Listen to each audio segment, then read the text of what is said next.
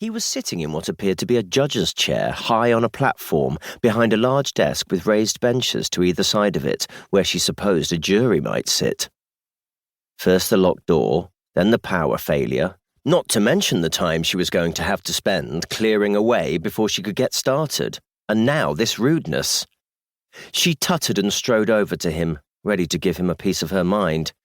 But as she approached, the picture in front of her became ever clearer. Her bold stride gradually slowed into a heavy saunter as her jaw began to fall. "Oh my," she said as she took in the scene. The man hadn't been staring at her at all, and he certainly hadn't been ignoring her. Despite her confident exterior, Felicia Cook was sure about very little in life. But there was now one thing about which she could be absolutely positive. This man was quite dead. Chapter 2. Dexter Antoine parked his car in the market square and walked up to the castle gate. By now it had been cordoned off, and he showed his identity badge to the officer who was guarding it. "Let's designate this the outer cordon," Dexter said, carrying out his first duty as bronze commander. "Carry it on round the edge of the castle grounds, in a cordon on the castle itself." The officer nodded. "Sarge, PC's Harding and Coulter are inside." "Lovely, thanks." Dexter walked across the car park towards the front door of the castle.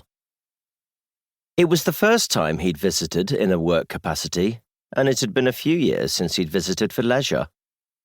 As he entered the castle, he greeted PC Ian Harding, who gave him a brief rundown of what they knew so far. "We've got a male, late 60s, found sitting in the judge's chair with blunt force trauma to the skull, discovered by that lady over there," Harding said, nodding towards a woman in her 40s who was being comforted by PC Coulter. "She's an events organiser of some sort and was coming in to set up. She said she arrived just before 6 and the doors were locked, so she had to let herself in. The power was off, so she stumbled around trying to put that back on, and then she came through to here, where she found the deceased in situ. She dialed the 9s, but only requested ambo for some reason." "Oh," Dexter asked, feeling his eyebrow rise.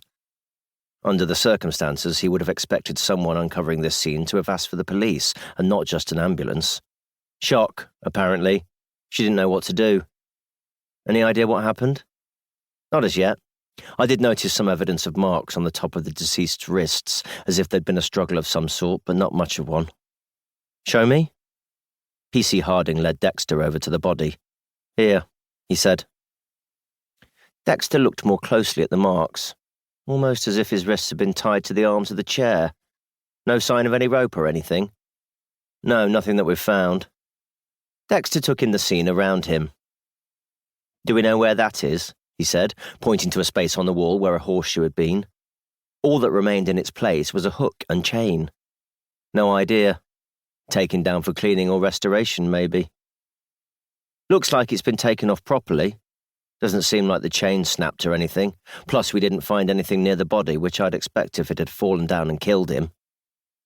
I'd also expect to find one dent in his skull rather than several, and for him to have probably not untied his arms and hidden the rope before coming back to finish dying."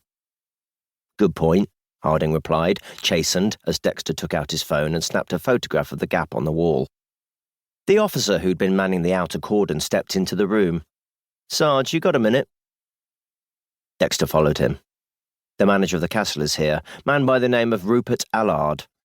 "Ah, just the man I wanted to see," Dexter called before introducing himself to Allard. "Probably best if we stay out here for the time being, just while we wait for forensics." "What's happened?" The woman on the phone said something about a body. "That's correct. We're still trying to ascertain what's happened. What time did the castle close today?" 4 o'clock, same as always." Dexter did the mental maths. That meant there'd been less than 2 hours between the castle closing to the public and the body being discovered. "And who was in charge of closing, do you know?" "That'd be Clive Thornton. He does Mondays."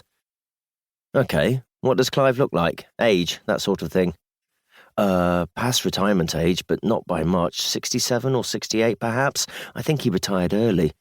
Probably about 6 feet tall, dark hair, fighting the losing battle against grey, clean-shaven. I've probably got a photo on here, as it happens," Allard said. "The council were thinking of giving the castle website a bit of a makeover and wanted photos."